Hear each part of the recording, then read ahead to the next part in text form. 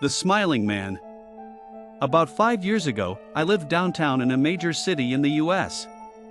I've always been a night person, so I would often find myself bored after my roommate, who was decidedly not a night person, went to sleep. To pass the time, I used to go for long walks and spend the time thinking. I spent 4 years like that, walking alone at night, and never once had a reason to feel afraid. I always used to joke with my roommate that even the drug dealers in the city were polite. But all of that changed in just a few minutes of one evening. It was a Wednesday, somewhere between 1 and 2 in the morning, and I was walking near a police-patrolled park quite a ways from my apartment. It was quiet, even for a weeknight, with very little traffic and almost no one on foot. The park, as it was most nights, was completely empty. I turned down a short side street in order to loop back to my apartment when I first noticed him. At the far end of the street, on my side, was the silhouette of a man, dancing. It was a strange dance, similar to a waltz, but he finished each box with an odd forward stride. I guess you could say he was dance-walking, headed straight for me.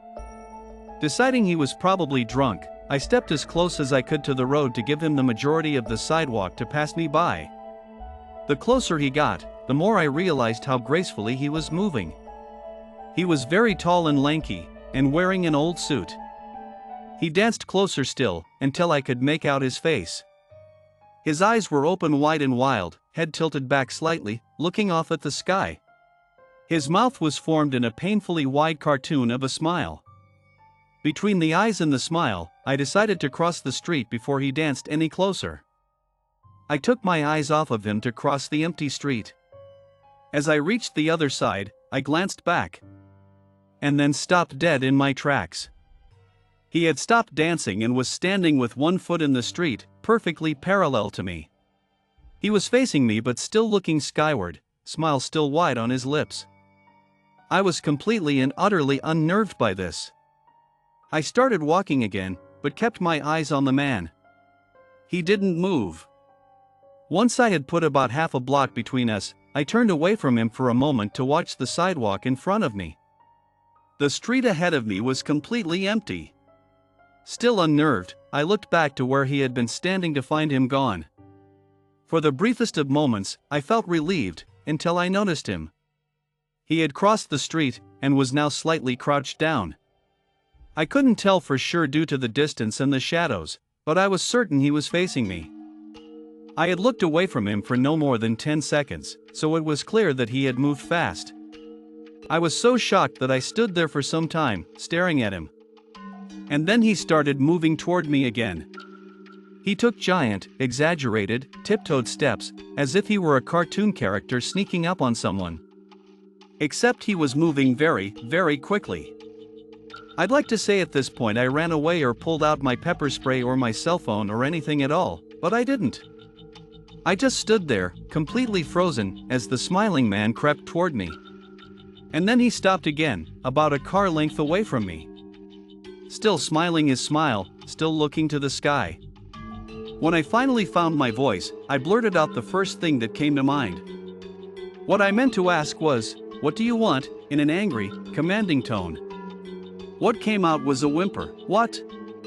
Regardless of whether or not humans can smell fear, they can certainly hear it. I heard it in my own voice, and that only made me more afraid. But he didn't react to it at all. He just stood there, smiling.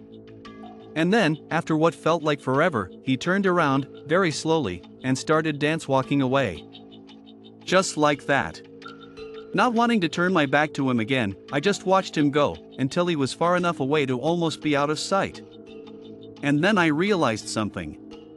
He wasn't moving away anymore, nor was he dancing. I watched in horror as the distant shape of him grew larger and larger. He was coming back my way.